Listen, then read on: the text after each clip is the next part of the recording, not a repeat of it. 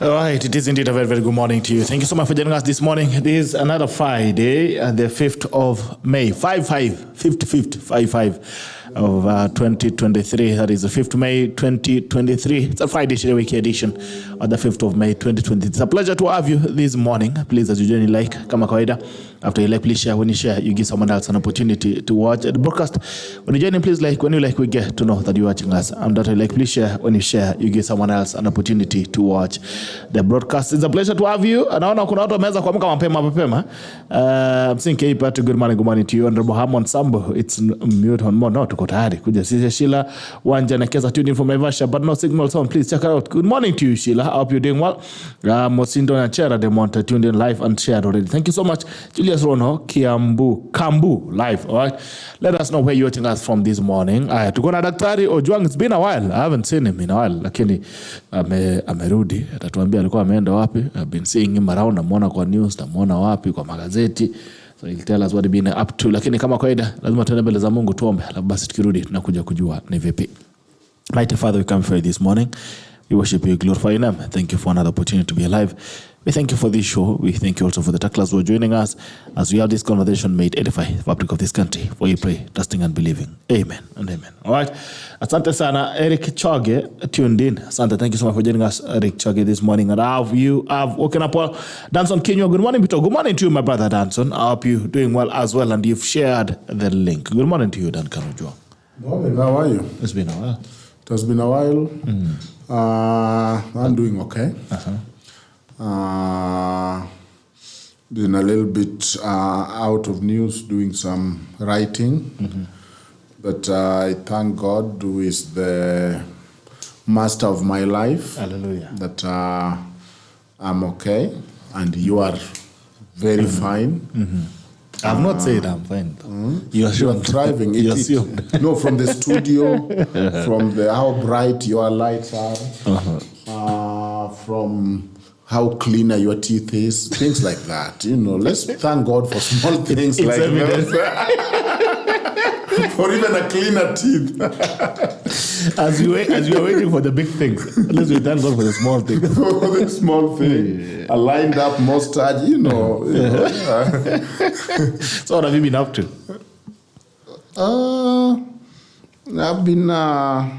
I've been trying to write a few things.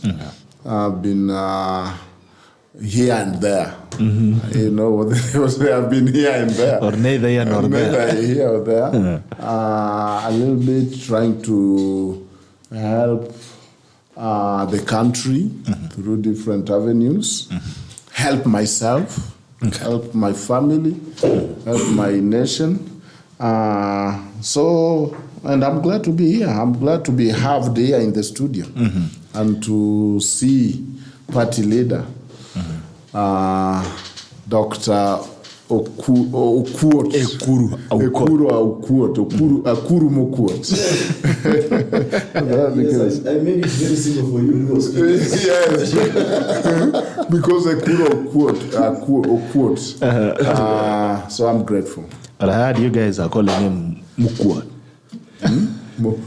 Ekuru Aukot is very close to, it's actually now a word. You know, in these things, until you can say it in your vernacular. And we are very common in saying things, whether it is human rights, the constitution, the right to privacy. Until Ekuru Aukot, you can say it in your vernacular. Then all you know about it is what somebody said about it in Western. You have not internalized it. So we are trying to internalize this thing so that they make meaning and move from just things that make sense to making meaning out of them. Okay, all right. Of course, it's a pleasure to have you. Good morning to you, Dr. as well. Good morning. Thanks. Good morning, Bitok. I hope you're doing well. Very well. How was your week? The week was okay. I felt that this week has been very short. And I just realized because of the 1st of May and Monday being a public holiday. And I was in court the whole of yesterday, so I was feeling a bit tired. But having said that, I had some time to reflect on maybe the state of our nation. And one thing disturbs me now is the whole question around change, or who brings change. When I reflect on the history of our country and many countries, it always follows a certain generation to have a certain mindset, to have certain aspirations, so that then you can say change has come to a country. But what disturbs me this week, I mean, there's always been a question for me. It is the manner in which the youth of this country, who are the majority, are behaving, especially in the political sphere. Yeah, I was at TV 47 on Tuesday, and I was, debating issues about our country with two very young people from UDA and from ANC. But what surprised me, and of course I also looked at the other side of the Azimio and the youth around them, and you see now how President Uhuru himself has come out and is tagging along certain youth. Now, Bitok, this is my problem, and maybe Doc here can also chip in. You see, I see young people who are affected by the manner in which the country has been governed by the older generation that still wants to stick to power, to government. I see young people propagating the ideas of those old ideas of that old generation. Yeah. So then it worries me, how then can we say bring change through a younger generation? So because the younger generation who are affected by bad policies, bad decisions, bad politics, tribal politics, regional politics, are actually the ones advancing those bad policies that are actually the philosophy. The philosophy. I mean, I don't know whether there is a philosophy. Philosophy is a serious. Philosophy is a very serious. Philosophy is a love for knowledge. Simply put. But even bad knowledge is knowledge anyway. No. There has to be, there has to be positive. Philosophia is wisdom. It's wisdom. So we cannot associate bad things. Second guessing what you know. Exactly. Learning and unlearning. Absolutely. Yeah. So I'm therefore saying, I think we are at crossroads or at a catch-22 where we are now lacking actually a generation that can spur the change that we want, because the people who are now being propped up, younger people are actually entrenching politics of an older generation that has never given us change. I mean, I see it as a misnomer because they want change, but they are propagating the same bad ideas of that older generation. So I think we are in a crisis. Could that be then the reason why the more things change, the more they remain the same? Because over time, even as generations continue to shift, there seems to be some level of retaining of culture, political culture especially, that continues to get entrenched. Is that then why we still see the same issues, the same things that still happen in the political scene, and why we still see even the senior politicians continuing to do the same bad things on the citizenry, and there seems to be no rebuttal at all? There are good people and there are bad people in any society. Maybe bad people just want to propagate what is theirs. But now I've come to the conclusion that, as I've done it many times, that especially in our political leadership, it is populated by bad people. Okay. People who, it's like just a den of thieves. I mean, that's what they know best. So, and because they are also symbolic to regions and maybe tribes and people, that's why you'll find they have captured the younger generation, especially the youth, who now sing their tunes, even though they are suffering. They will escort an older generation guy leader who is driving in a bulletproof car, so that when they are armed with tear gas canisters by the police, the politician will jump into his bulletproof car, he has security, he'll speed off. You are left there walking on foot to inhale the gas. Now, for me, that's why I say there is a problem there. I mean, I know Kenyans, especially people in government, know that Dr. is also in one of the another arm of government. Don't know how to describe it, but they like benchmarking. A finger of government. Well, still government. But Doc, I come from a butcher society where if you give somebody an arm of the cow, vis-a-vis a finger or a toe. But what is? Let me conclude. Let me conclude by saying, if you see the behavior of government officials, even right now, this is a new government of administration. There's a lot of benchmarking. There's a lot of travel out of the country and say, oh, I've been with so and so. I've been with this country. I've been here and there. That's benchmarking. But there's one thing we refuse to benchmark, and this maybe doctor now can come in. Why are we not benchmarking on the kind of leadership that obtains out there, so that it is an attraction for us to now come and benchmark with that leadership? Because that leadership has said, we want the common good to our society. Now there are younger leaders everywhere. I mean, if you look at when Clinton became president of the USA, and by the time he was leaving the USA, he left with a surplus budget. Obama, Trudeau in Canada, the lady who just resigned from New Zealand, and many others. Examples are many. Macron from France. So why are we not benchmarking on that leadership? And I think for me, I'm throwing this challenge to the tacklers. Head on. No, because it's Fanon who said each generation must discover its mission. Fulfill it or betray it. Exactly. Yeah. So has this generation discovered their mission? I don't think so. The answer is no. Yes. And if you don't have a mission, you can go anywhere. Yes. So that we know the first generation fought for independence. They discovered their mission very That's well. true. Their Chiengoneko and all that. We know that multi-party was very clear. Those people were very clear, and they were young people. Kina James Orengo, The young Turks, Raila, yes, the bearded sister and all that. They discovered the call for their time. Now, you are very right that when you observe this constitution, we are stuck at the pre-2010 struggles. That somebody is not discovering that we already have a constitution, and now we maybe need to do more of socio-economic and a little bit of political right, but in a different way. Even South Africa has moved to now talking of inequality, the issue of land, and all that. So this generation need to discover their call and mission. They have not. So that what is happening is you have a forum, you are discussing something, and all you hear is, where are the youth? Sisi kama vijana. It's not an agenda. It is simply a matter of numbers and age. And you are very right that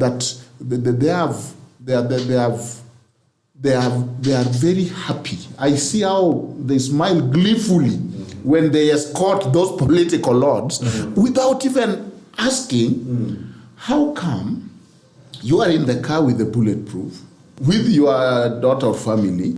I am out here facing these people alone. I even had one who was telling me at that point I had to stand by the door and was ready to take a bullet. So look at Sarafina. Those were young people. And when they discovered the call for their time, they were able to spur South Africa to fight for independence. And of course, remember the soliloquy that Sarafina has with Mandela, where he's saying, Mandela, I killed a man. I've become bitter. I don't know what to do. But I think even social justice, when it turns to bitterness, you lose the big picture of what you are doing. So I think then, as you have brought even the issue of benchmarking, you know what colonization did. And colonized people are sick people. We have to admit that we are sick. According to Frank Fanon, we are sick because colonization was a very brutal exercise. Some people saw their father being spanked. You cannot undo that. Yeah. And so they raised us. The same sick people raised us, Aukot. They didn't go for therapy. So how do you think they will raise us? They raised us the sick way. So they also transferred the sickness. Yes. So there is no circuit break. We are sick by association. No, we are sick. So there is no, they were sick, By they were inheritance. colonized, they were dominated, they tilled the Mzungu farm, they were taxed, they were spanked, their land was taken, they were humiliated, some were forced to shave, some were hiding in caves like wild animals, but at the end of the day, their dignity was not restored. Then they had these children. Now, these children, there is no, right now, if you walked out here and you saw an accident, you'll go for counseling. These people did not do counseling. So they are sick, raising another sick generation, and it is being passed down. And the reason for that is, colonization targeted our culture and values. So if you don't have your culture and value, no wonder benchmarking becomes the most important thing. Because if we had our leadership values, don't we have our traditional leadership values? We do. Very powerful. Very powerful. Yeah. They will not condone corruption. Yeah. For example, in Lowland, which is theft, actually, not even corruption. I've always argued that. Yes. Let's start let's desist from using this word corruption. These fancy words. If we go to our mother tongues, yes, and we have said it in this show. No word for corruption. Kalenjin And you see for us, look at, for us, we rather steal an individual's property than a common property. Pesa ya umma. So that is why you see Tomboya get all the money, build Omabay District Hospital, Omabay High, does not pocket any. Not this generation of losers who can go to county and take the masses' money. So that when we lost our culture, because colonization targeted our values, we cannot articulate leadership in our vernacular. We can only quote Aristotle. We can only say Margaret Thatcher after she has come and taken all the land in Zimbabwe. What is value there? After she has put British East African company which has come and colonized us. Those are our role model. Margaret Thatcher, I don't know what, Queen Elizabeth and all that, with their lack of morality. So our role models are thieves. No, they are thieves. And so once we don't have our culture, no wonder we are very easy to benchmark. Do we see the Chinese? Oh, Chinese, this is how the Chinese do. Oh, Japanese. Oh, the US. Oh, now it's Britain. Oh, Honduras. Oh, where? How about yours? Where is yours? No wonder then Doc, being in government has all along been an avenue for you to self-enrich yourself, but not help society. Yeah. But Doc, this story of generational change cannot be complete if we don't speak about the betrayals, especially once the thieves left. And we deluded ourselves, like after independence, like David Lamb writes in his book, The Africans. So after we deluded ourselves, now that we have got our country, it's a black face now replacing us. But David Lamb warns in that book, and he says that we replace white colonialists with black economic entrepreneurs and saboteurs. Wow. Yeah. So that betrayal also now continue that culture of sickness. So that at independence we are promised we'll eradicate disease, ignorance, and poverty. You tell me today, are the people even more poor? While those who are in government, poorer. But you see what you are saying. In terms of once the colonizers left those seats, we didn't even wait for the seat to cool. We sat on the same seat and did exactly what they were doing, or even worse. Exactly. So there was no clear departure. There was no what are we restoring? Almost what is happening in Sudan. Fought for independence. Once they got South Sudan, then people are like, by the way, why were we fighting? And so everyone is looking for oil deals. Now we have a country. Yes, because there is nothing that unites us. There is no nation. There is no national ethos. Everyone was warned, loot as much as you can while people are sleeping. Are we going the federal way? Are we going the national way? What is this national values? What is this nini? And you know very well, because you have articulated it, that there was more than 30 amendments from independent to make the president stronger, kill parliament, kill sovereignty of the people, and all those amendments ended up with the executive president. But then you are right that at 2010, surely we thought that we had broken the chain, started a past. But I think something happened that after the 2010 constitution, in Africa, the informal constitution is more powerful than the formal constitution. That's true. That is why You will not find the word handshake in the Constitution, but everybody is apprehensive about looming or whatever handshake has done. So the informal is more important than the formal. And it is the informal that is ruling us. When the former Prime Minister was in the informal handshake, ministers were reporting in Upper Hill. But you will not find anywhere in the Constitution where the Minister for Water should come to Upper Hill and report to him. So to a non-elected. To non-elected, it's not there in the law. So, I don't know whether we like, however, it is personalization. I saw one of the topics that Bitok want us to discuss, for example, is the issue of political parties. And you wonder, do we have political parties? When we talk of loyalty to political parties, are we talking of loyalty to the party leader, to an individual there? We have still not untangled whether Azimio is a political party coalition or a coalition political party.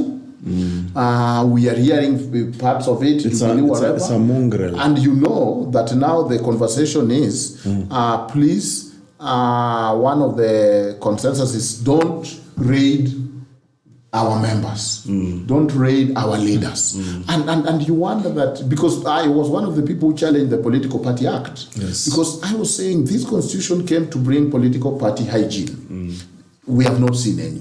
We have seen more political party action being decided by a few top men, and usually men, than the party members. So tomorrow you find yourself, you are in this party, they have moved and formed a coalition, then you are now told in this coalition, now we have decided to zone this place for this, we have left this one for this party, and you are a party member. And then, so I was worried about the article, I think 38, which is talking of political rights. The political right. Does it belong to a party or to individual? Because the Article 38, actually, and we articulated this argument in court, Article 38 is for each person is allowed to form a party, to popularize it and all that. But then those rights are put in a political party, which we know is more or else not so much a matter of ideology and individual. And this amorphous thing is enjoying those rights that is supposed to be individual rights. You know, Doc, before we complete it on this topic, because for me, Bitok, it's a point of reflection about this country. And that's why I brought the idea of changes as a state of the nation. You see, Doc, in 2010, I was lucky to be involved in that process. And so did many Kenyans. I don't think we broke away from the past. Okay. The reason for me is very simple. We entrusted the same people with implementing the constitution, yet they have been part and parcel of the problem. Just do your simple calculation. For the last 20, or say 30 years, who has dominated the political space in this country? It's the same monkeys. All they do is they change the forest. Okay? Even if today you clothe a monkey in a tuxedo and took it to the city center, Still a monkey. Still be a monkey. You dressed in Boss jeans and polo shirts and take it to Westlands, it's still a monkey. You clothe in another different, even if you clothe in our traditional attire and take it wherever, still a monkey. So I believe that, and that's why I'm throwing this challenge to as the generation of the youth generation in this country. And also, I think we must rope in the so-called Kenyan elite, middle class, if we have something like that. Although those are now terms we are also borrowing, because the suffering is real. We talk today as we speak. The suffering is real. I saw during COVID-19 pandemic how the working class were actually suffering to afford bills, be it healthcare, mortgages, school fees for their children, and food. But this is a generation that is affected by the system of government that we have, and right so after independence, and say for the last maybe 20 years, the discourse in Africa generally has been about constitutional change. Constitutional amendment. But even when we amend and we entrust the same people, like right now, if you look at the state of the nation today in terms of constitutional implementation, we are implementing individual directives, political rewards. For example, if you look at the question of the chief administrative secretaries, and in the context of a country that is struggling economically, and everybody admits we are struggling. We don't see any austerity measures, for example, in terms of, okay, can we afford a large government at this time? Why don't I go to the letter and spirit of the Constitution and say, you know, I need to devolve services, development. All of them. And just say, you know, this cost implication, which is not really even within the Constitution. So the problem I'm saying is this, Doc. We may have broken from the past in terms of the governance formula, say the Constitution and the laws, but we are entrusting the same people, either the tribal leaders or their surrogate. And I keep on saying this, Bitok. Now in Kenya, actually President William Ruto, at the risk of sounding very unpopular, I think is a blessing in disguise for this country, because I feel that we have done the full cycle now. From Kenyatta one, who came and lied to people that he fought for independence, but of course he did not. But because then it was a symbol of liberation. Of the struggle. So he said, okay, fine. Wacha mzee akuja akalie hii kiti. He actually disowned the Mau Mau. Yeah, he disowned the Mau Mau. From 1965, the displacement started here in central Kenya. If you remember the story of the Z plots, you know how people then were now transferred from their homelands, and yet the question of struggle for this kind of started with a question of land. Then of course came Moi now. Now Moi now was bringing the idea of Rift Valley, Sisi Nini, you know, a humble man, a teacher, whatever, you know, God-fearing, going to church every day. Church becomes the symbolism, and I think I'm seeing it even coming back now. And then of course came Kibaki. Kidogo, we could see some, the crumbs were falling, and as we were down there, tulikuwa tunaanza kuonja a little bit of that. There was a dispatch. Now the disaster came, Uhuru Muigai Kenyatta, you know, a son of the first president, and things just went south for this country. That's why we now, even the new administration is saying, you know, we did not make this bed. You know, even though they have been part and parcel of it, and I've also maintained, fair enough, you may not have been giving, you know, you're not giving the executive decision on certain things, but you are part of that system. But now come Ruto, who I argue is a blessing in disguise, because he now represents the political surrogates of those so-called big names. Be it Kenyatta 1, Moi, Kibaki, Kenyatta 2. Now, I mean, in my view, William Ruto will help Kenyans close that chapter. And as I've said, with proper organization and a new generation coming up, William Ruto will be a one-term president. Because even his administration, in my view, is starting on the very wrong footing. There are too many lies being told every day in churches, everywhere. And therefore, if Kenyans were to be critical in their thinking, and at least apply some little bit of, assuming we got some education, because now I've reached the conclusion that we may have gone to school with beautiful certificates, but not left there uneducated. We are educated illiterates, just because we can wave papers.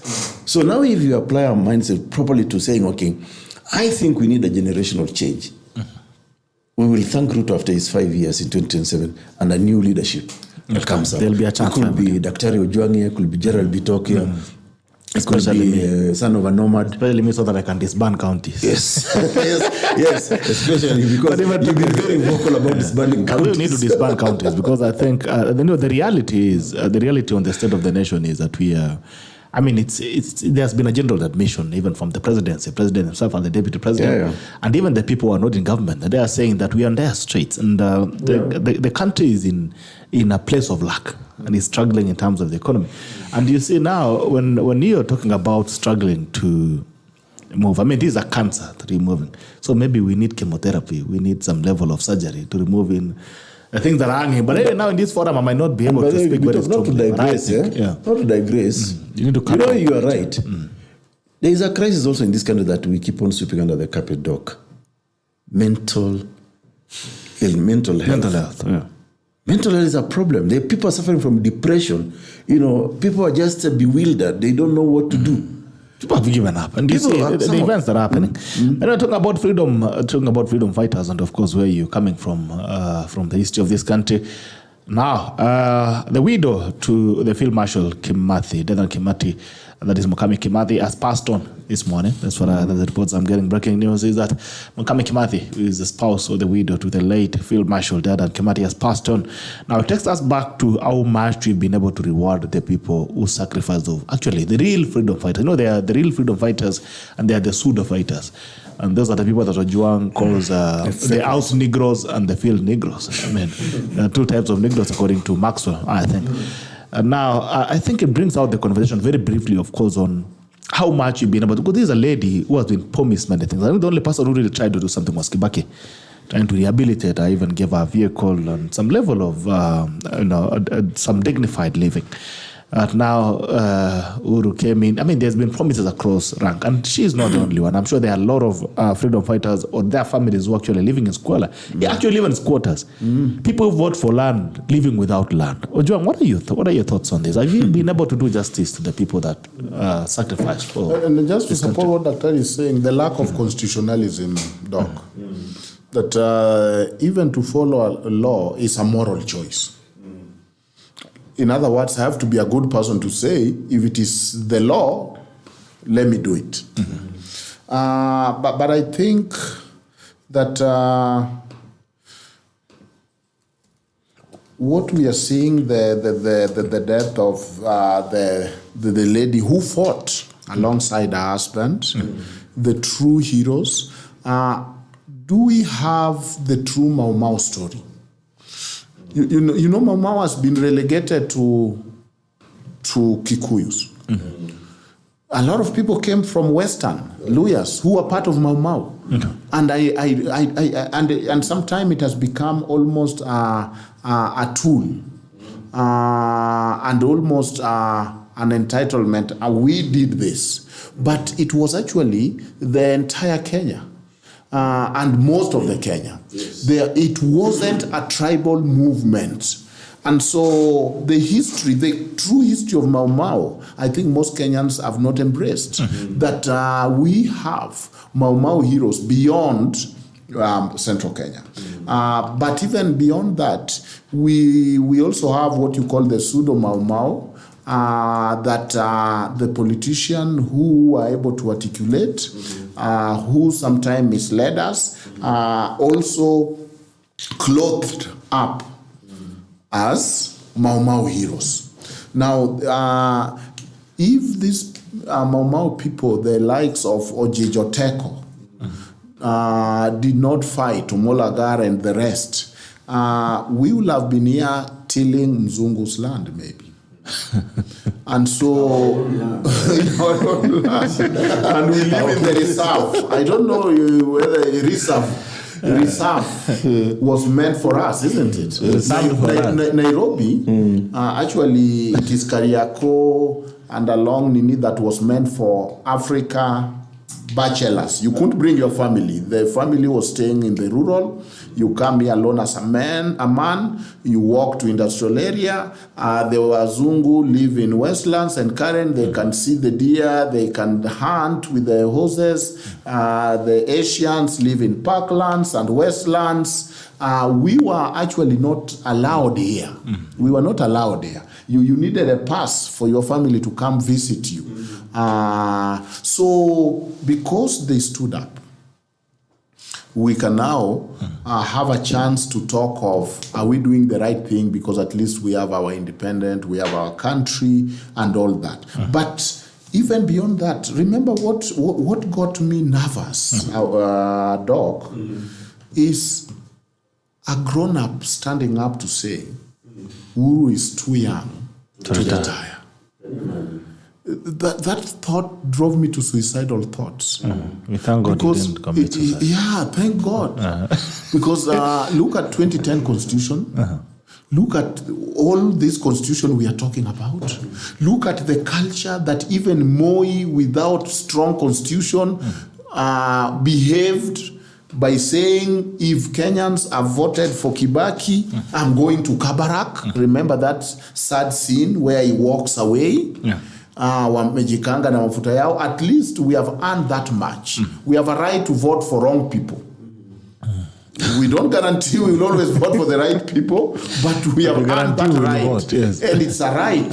And it's not a right if we only do good decision. It's a right to even mess up, but it's our right. So that somebody at the national discourse, it was a real discussion that where do you think Uhuru is going?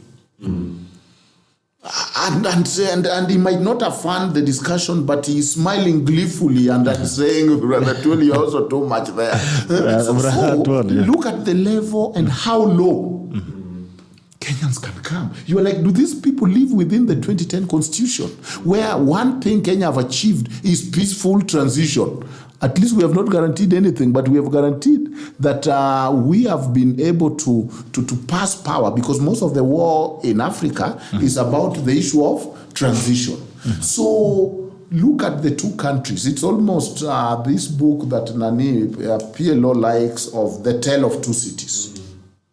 That it was time for darkness and light at the same time.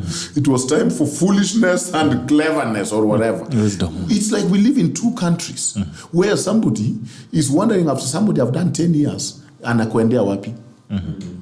And that is their preoccupation. So these are the people who are used to singing Moi. You know, when I was growing up, and as a good Christian, every prayer was called, give Moi wisdom. And it took something from me. I'm wondering, God give Moi wisdom. God give Moi wisdom. Every Saturday I go to church. Also saying that he didn't have wisdom. I think that's what they are also saying. Or only because they are reflecting on things are not going well, but there's somebody at the helm of this. But prayer can help. Yes. But you see, it is like that person. Remember that poem we read about the person who had a bucket that was leaking, and so he keep filling, but it is leaking, because that give Moi wisdom was never ending. Give Moi wisdom, he needs it, give him. So that, look at this juncture, that it is never answer the question. Wisdom to do what? Any is better than none. Just give something. For doing something. Imagine, so it's only 2 years ago that some serious Kenyans were preoccupied with the issue of Uhuru and Awaendea wapi. And you'll find somebody broke, you'll find somebody young, but that is their interest. Hii nchi, kuna watu watatu who must run this country. You know, that became the good conversation, the conversation that excite Kenyans of who is really running this country. And you are wondering, those who say sovereignty belongs to the people, those who have brought election. And that is why, if for anything, I agree with you that the election of Ruto, President Ruto, to defeat that level of impunity. You know, there's impunity, and then there's another layer. The oppusilization of this country, where you just do your oppusi in podium, in public. The oppusilization of this country, of the likes of Atuli, who are now declaring that this guy should apply for the inclusion of that word. Oppusilization. So the fact that they were defeated, the fact that now the former president is in the neighborhood arguing with a nation, telling him staki makelele ya Jubilee hapa, should inspire hope. And I'm glad that you have brought the point of change, that the power belongs to the people. And once they know that they have power, then maybe they can start saying, you know what, I don't like this. And if I don't like you as a leader, I can have power to do what? To change. But now, Doc, how can political chaos, according to the philosophy of Junet Mohammed, comprehend or come to the conclusion that actually power belongs to us? When their praise and narrative is about this, the leader, this leader, and it's usually one. Yes. Nobody isn't that. There's enough blame to go around. Because if today the people said we are only going to respond to what makes sense, we're only going to vote for you if you are somebody we can work with and not lording over us. Those same politicians will know the game has changed. In other words, the politicians are like the bellwether. They're not foolish. when you see people like Babu Owino acting almost crazy, because that's what works. Odongo Mamo went and tried to bring development in Luoland, and he was told, you are going nowhere, and because you are not aligned to the kingpin. Odongo, when now NDP was merging, Odongo became poetic, created a very good song. Whatever happens, you bring Tinga Tinga and everything is okay. And he was saying, boy, was I suffering. Why was I doing all those development, all those Arambe? It didn't matter. All I need to do now is come dance. But now we are with the Tinga swallowed everything, and I get to parliament. No, the Jogo swallowed the Tinga. The Jogo swallowed the Tinga. So what I'm saying is that those politicians are rational actors, that they know what Raya want. That these Raya don't care about your development. These Raya care how aligned you are to the big guy. You know, we voted at some point Oloaringo because for a while he kept reminding Luos that, remember I boxed Njonjo.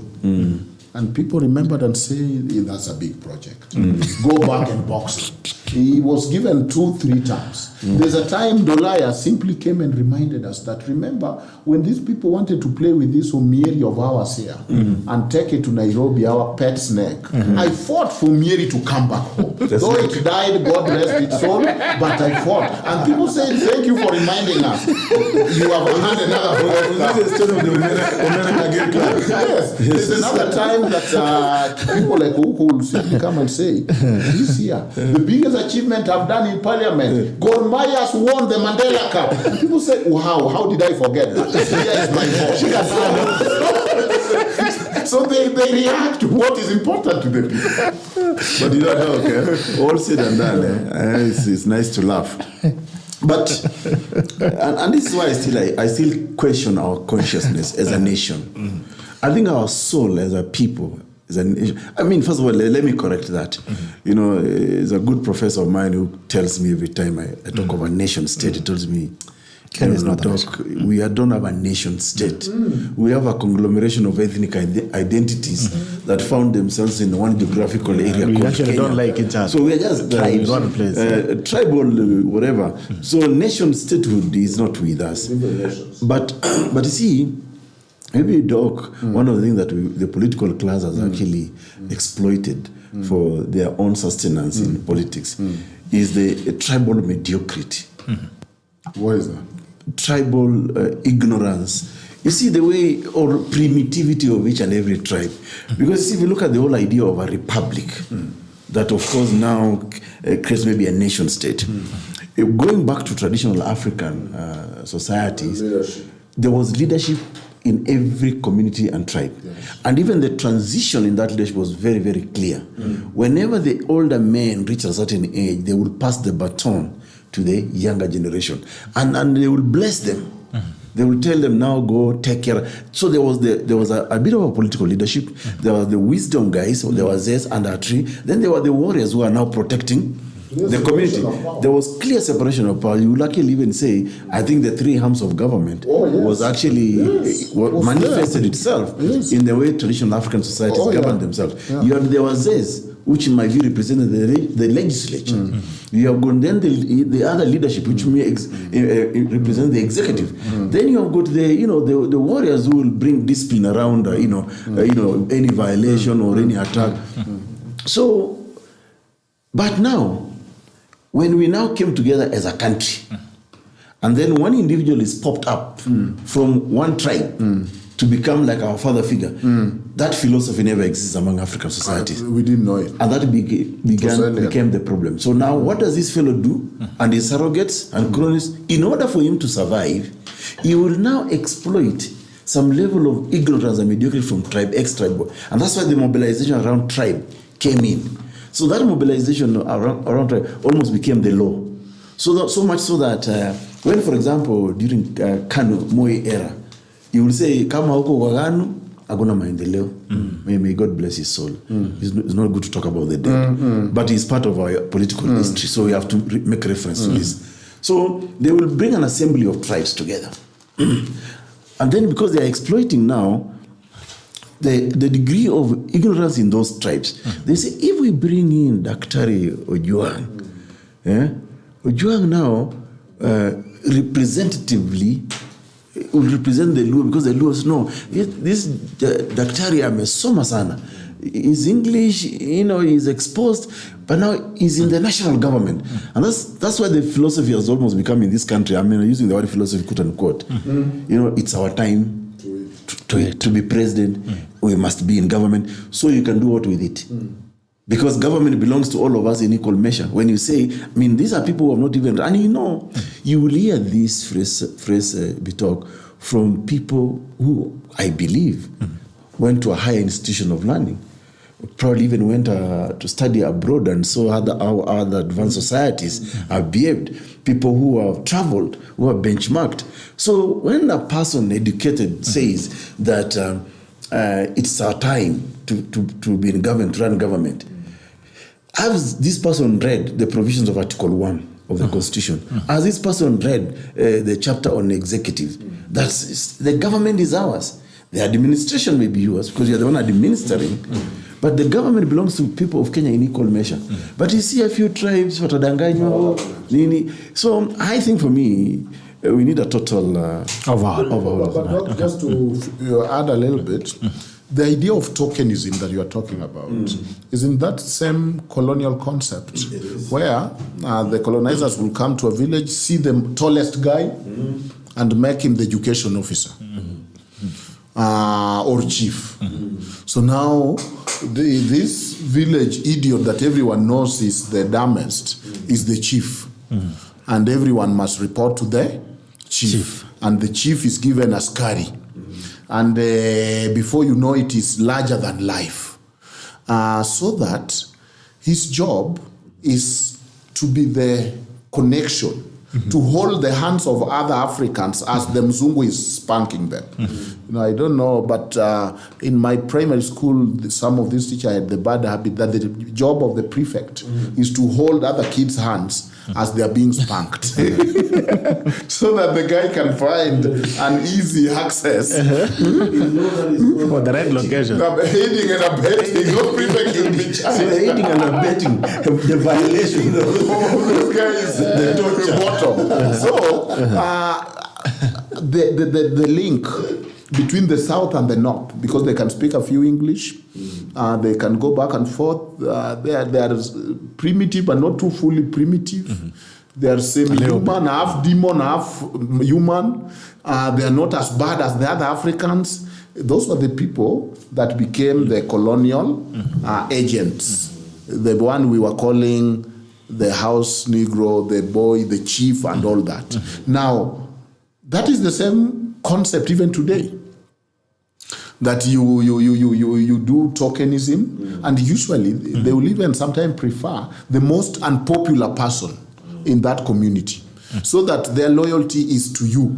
Okay. They cannot claim that my people have said, because when did you start representing your people? You represent you and your stomach.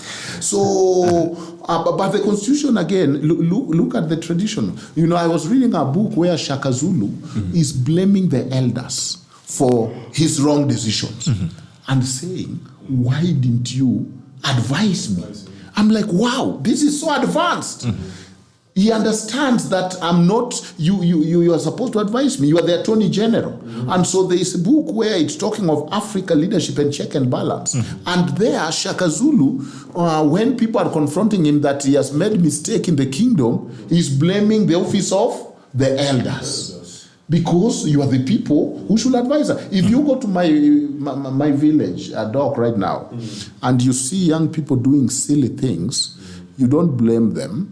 You blame the elders there and say, are there no elders here? Because education, doing bad things is lack of education. And it is the job of elders and our institutions, which was the learning institution of elders and whatever, to teach the next generation the right thing to do, so that You know, Africans are really people. Forget this CBC. We are people who have CBC innate in us. If now a child come and he jumps over the studio and pick my mic, I will be looking at the parent, not the child. Yeah. Why? Because I expect that it is the parent to teach the child. And that is the very thing that we are lacking. So at this point, our institutions, the presidency became the big house. That once we get to that big house and we have Aukot from Turkana eating there on behalf of the Turkana, and we have this guy on behalf of the Ndorobos there, and we have me on behalf of the Suba or whatever, then now we can manage our regions. We can go back. If you read Shamba la Wanyama, you know, you might think things are bad. But they could have been worse. Ama mnataka binadamu warudi. They're like, no. Whatever you do, unalala kwa kitanda na mashuka, endelea, do you. But to make sure, ama mnataka nani arudi, binadamu warudi.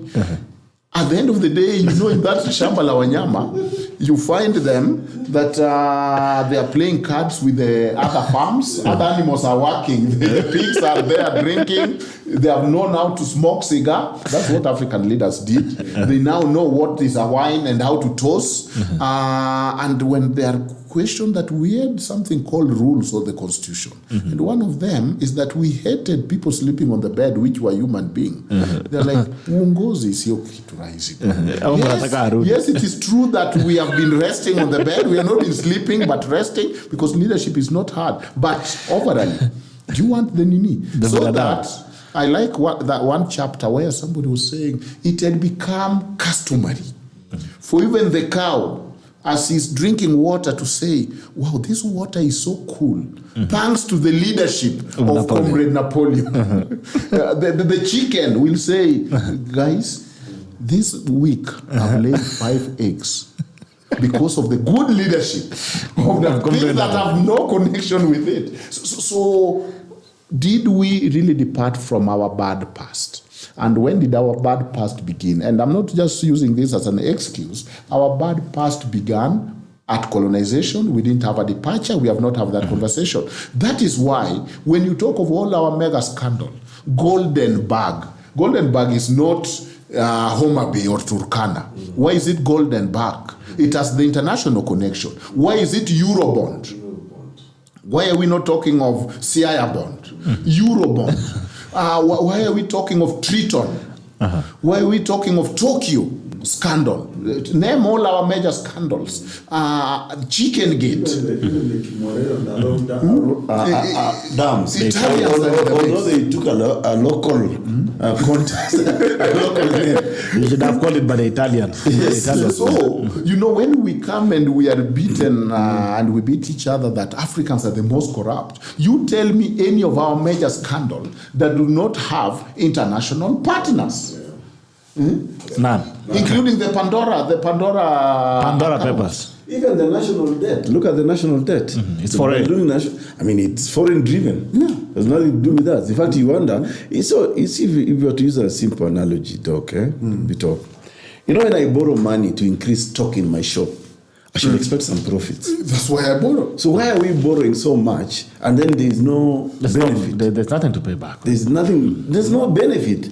You know? And that's why I'm saying we shed off the weight. And that's why probably you need to also persuade Bitok on that even on the worst day, devolution is still the best option and innovation this country. You cannot convince me. All this you cannot have 47 counties. All this eating were happening in one office. Let us have 47 eating. Even by then, we have. If you go to Homa Bay, the big vehicles were only seen in Nairobi. Okay. Right now, you go to Homa Bay and you see Prado. So you actually are admitting that the counties are even at worst. Let me give you, I think, why. I mean, and I want to agree with Doc that devolution is probably the best thing that ever happened. You know, I'm a living example coming from the minority tribe called the Turkana back in the days when people used to say that, we are marginalized. Sometimes that was easy. I go home, people will ask you, habari ya Kenya. Because they still have not, they still feel that connection with Kenya, being the other side, is not really been actualized as such. But of course, they are also saying, no, how is the land of the other? It's not necessarily that we are not Kenyans. They know they are Kenyans, but they also recognize the land of the other, which, by the way, goes back again to our traditional cultures and customs. You know, how is the Tugen land? How is that land? So I think that for them, they're making that reference. Like we were crazy exactly. to kill each other. But the reason I say devolution is still relevant, only to this extent, to the extent of being a conveyor belt. Because of the inequality that still exists in this country, even when money, billions of Kenyan shillings, is sent to the counties. I had the chance to go to 29 county assemblies when we were promoting Punguza Mizigo, the Constitutional Amendment Bill. And in all those constituencies, I came up with one conclusion. I mean, all those counties. MCAs were saying that, you know, unfortunately, because we all run sometimes in different political parties, or even if I run with the same party as the governor, but if I don't suck up to that, if I don't worship that governor, the people in my ward are not they are not given, which is their right, development. Now, the reason I say we still need 47 counties is so that we can prepare ourselves to kill them in the very near future. When we are ready. In the Punguza Mizigo Constitutional Amendment, we had proposed to create what's called the Ward Development Fund as a conditional grant, not the same way that the money is being sent to a CDF account, because it will be abused. As a conditional grant for service delivery. If it is a bridge, a road, we must be able to fix it at that micro level, not the macro level we now call the counties. And which is why we even propose, which is the spirit of the Constitution, to the lowest unit, for purposes of accelerating development. And I believe you me, it was the surest way to bring equity or equality, whichever way you want to look at it, to this country. But now, we also need to address certain things. Do we need certain structures within the devolved units? For example, the positions of deputy governors, in my view, are useless positions. With development now, going to the ward level, we don't need all those other offices that are gobbling recurrent expenditure at the county level. Those are structures that we need to kill. Now, once we do that, we talk, and that people are beginning to feel services at their very local level, now we can have the debate. Do we need the 47 counties? I don't even think we don't even need two. We'll scrap all of them. We now will have cleverly or intelligently benchmarked with those other countries. Doc and I here have studied abroad. And I will tell you, when I was a student for 6 years in England, I never knew who the member of my area member of parliament was.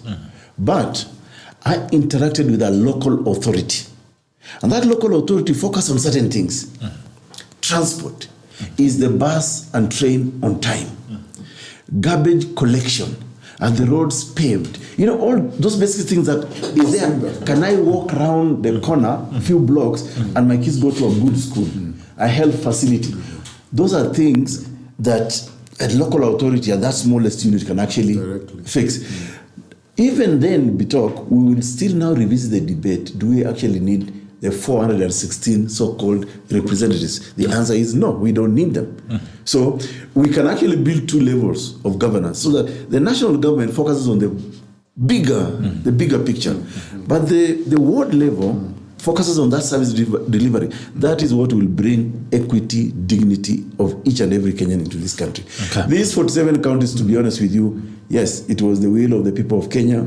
We said, let's now redistribute money. And yes, indeed, there have been avenues for distributing money. The reason they are also failing today is because we are not punishing theft of public money. We are not. The Auditor General every year, documents lost billions. A lot. But if you are well aligned politically... But for me, my problem with the devolution is unless, because these are counties, I think our concept of devolution on paper, the Constitution, is different from what we have ended up with right now. Because what we ended up with is it's another political unit of politics. Because even as you look at, for instance, at what you're talking about, the deputy governors, the deputy governor's office actually is not a functional office, it's a political office. Where I come from, we have two sub-tribes, communities, the Nandis and the Kayos in in our county. And this is what have been used. It has not been used. These positions have not been used to balance development. It has been used to balance politics. For instance, me, I'm an Nandi. If I'm running as an Nandi, I'll pick a KO as a running mate and tell them at least you have your guy here. Not that we have attached anything to this person that you're giving us to represent you, but we've just given you a political feel good. Governors don't respect it. No. So for me, unless we recalibrate devolution to reflect exactly what should be on paper, then I don't see why we should have it. Because as it is now, it's not doing anything. My argument still stands. The best way to recalibrate devolution is to go to the smallest unit. In fact, I see a situation where in the future, about service, I see a situation where in the future we will even need more counties as population grows. No, not counties, wards. So that we can serve the population. And that way, you can also now debate these representatives, what is their value? How many do we need? So that aspect needs to be discussed. But also, some of these offices are failing, and that's why now even there's a debate. Do we actually need the Senate? Because the Senate has a function to protect their counties. The Senate actually has been used to supervise. It's like a sixth finger. It is. It's not helping you in any way. And then again, Ojwang, can you explain to me how, even as you guys tried to defend devolution, and I've seen that argument, of course, that there's no fundamental backing to defend devolution. Actually, that it has given us a very good development. It has built in new roads, it has brought in new dams and all that. But it has given us a feeling that we have someone who has a blazer in the village and says, I also work for the government. It's not enough. It's not enough. You cannot have 47 governments whose business is only to pay salaries. Look at, for instance, the money which was dispersed the other day, the ones they were fighting about. They were not fighting about because they were saying there are roads which have not been constructed. They are not fighting saying there are dams which have not been constructed and we have farmers who are coming into farm. They are fighting for the money because they are saying we've not paid salaries, we've not done this and these utilities. You cannot have 47 governments that the only business that they are doing is only to pay salaries. Wake up and pay salaries. Yeah. But you see, Bitok, one, devolution came as a way of taming the imperial presidency. That we have all agreed that presidency was too powerful. And people will kill each other because it is life and death. You live or die based on who becomes the president, kind of. So part of the engineering, the social engineering, and so it was a social of the constitution is that let us make 48 governments. So that each one can have their excellency in their county and reduce the power of presidency. Number two, and office of the first lady. And that's okay. Do not divide so hard politics from development. Of course, I can understand because we have bad politics, and therefore, but good politics can also be the very engine for good development. So that if you look at even the constitution, there is a time we were discussing the issue of how to divide revenue. And there are people who are assuming national interest means national government interest. But it's not. Because national interests include all our interests, including devolution. Now, devolution took care of our bad habits. If you go to the presidential service delivery, even of the former president, look at the wealth that went to Kiambu. Go look at the rate of tarmac road in Kakamega compared to Kiambu in terms of distance. Go look at the number of bridges built by the government. Go look at the infrastructure developed by the government compared to other counties. So devolution is a reaction to our time to eat. Politics. It's an antidote. Because let everybody eat. At least let's have 47 people eating instead of one. Then 47 excellencies. But think about it. You are only talking of 15% or at most 20%. So we are also not being fair because it's a drop. You a drop in the ocean compared to what remain at the national. So that function like agriculture is devolved. Yes. But do you look at the budget that goes to agriculture in the national government? Look at all the technocrats are still in the ministry, but agriculture function is devolved function. Look at health. devolved. But look at the money going to the National Ministry of Health compared to the money going to the counties for devolution. There is enough blame to go around. So that the national government is hoarding, remaining with the money, yet the money is supposed to follow the function. It is not. The money is remaining here, the big project is remaining here, the big projects is still remaining here, yet we are saying this is a devolved function. So to me, they talk of give a dog a bad name to kill it. Look at the writing of Ali Mazrui, who warned us of what he was calling the internal colonization. When you go to coast and see everything in Mombasa, or almost everything in Mombasa, owned by non-coastarians. And there is such a thing as non-coastarians, because God in his providence have created every bastard and every smart person in every village. How come all the millionaires come from a certain corner and all the beggars come from a certain corner? So Ali Mazrui brought into question the issue of internal self-colonization. Devolution, Mombasa County, is giving these people a sense of saying, at least we have our government here. You can mess up with the 85%, but at least out of that 15% shared to all the 47 counties, we have something to count. That does not excuse the bad manners of the counties, but it explains what is going on. We have counties that have done much better. And so the principle in the Constitution is that action and decision must be done at the lowest level. If now I look at Turkana and I say, I've been to Michigan, these people are tall, dark, strong, these people can play basketball, let me go make them basketball court as a national initiative. The devolution is asking us, no, sit with the Turkanas. Let them give you their priority. And isn't that a good thing? So that at the end of the day, can you imagine the much pressure we will have been having even with Mandamano if there was no devolution and everything was one basket of national government?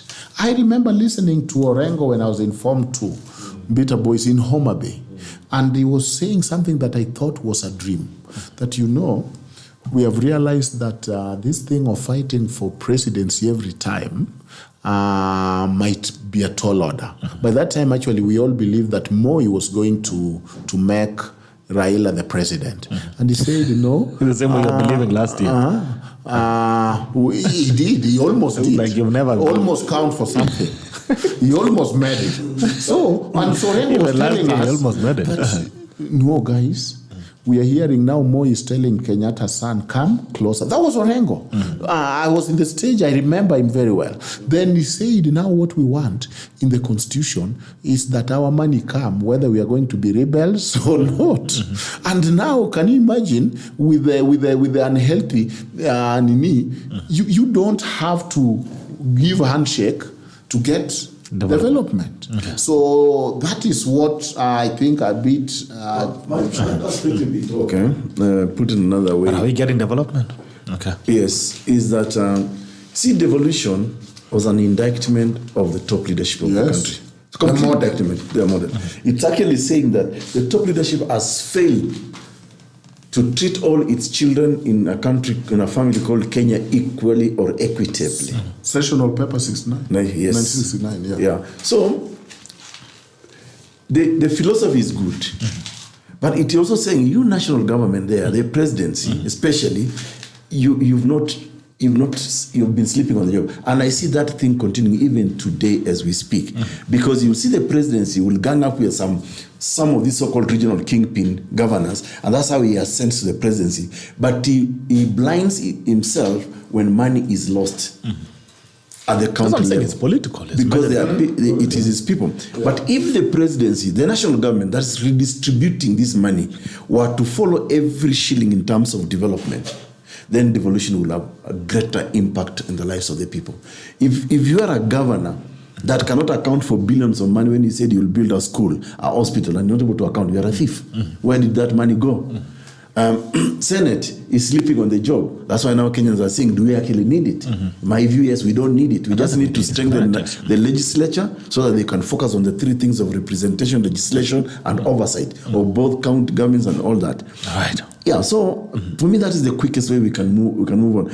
If the president today was courageous enough, if the president today was courageous enough to say, I'm going to stamp my authority, I was given the mandate by the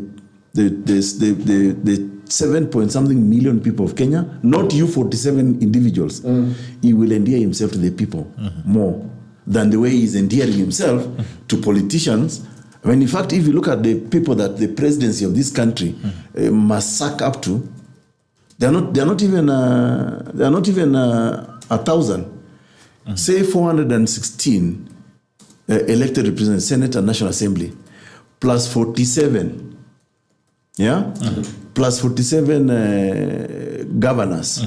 Even if you want to add the MCAs, how can those people be the people you revere yourself into because you still want your political foot on the ground when they're actually failing at the lower level? So, devolution is a good idea, but we now need to enforce it, both in terms of following the money, but also punishing people who cannot deliver what they... and why are we sending more money if we cannot... In fact, there was the argument that we talked sometimes back. You'll only get more money commensurate to how you spend it for purpose of development. Because every year, there are counties that return billions of money, which means they don't even have the capacity to absorb the money. All right. And that's why I'm insisting on conditions, even as we wrap up that discussion. First of all, one, we had, before counties came, we had a structure that was there, municipal councils and all that, municipalities. And they were self-funding. They were raising their money. There was money there. So unless counties are able to raise 3/4 of their budget, they should be able to raise at least 3/4 of their budgets. Secondly, we should really understand what exactly we want to achieve with devolution, as it is on paper. It should be development, not salaries and having guys with blessers and prados in the village. And thirdly, if we cannot afford it, because as it is since the advent of devolution, there's no government, there's no single government that has afforded actually to run devolution. There's always been a cries of, oh, it's not enough, the money is not enough. Fourth, accountability. If we don't have a measure of accountability and we can trace the money to the people, then we don't need devolution. Let me look at the comment section. When we come back, of course, we also talk about another struggle, talking about generations. We have another struggle of a generation that it is right now. For the first time, especially in Kenya and Africa, we are having a conversation between morality and law. There's a conflict between morality and law, and how people have chosen to live their lives against what the law dictates, or what the culture dictates, actually. And we're speaking, of course, about how would I put it? The evolution of sexuality. Now that people are calling themselves, I cannot say Ojwang, him. I say they, them. I cannot say the evolution of normal sexuality. Sexuality has always been there. Okay, but things that go against societal or cultural, beliefs. I don't think that should be discussed as normal. I saw white guy introducing himself that he self-identify as a black lesbian. Caris John, the only developed unit we currently have is theft. The country so far doesn't have the capacity to develop thieves.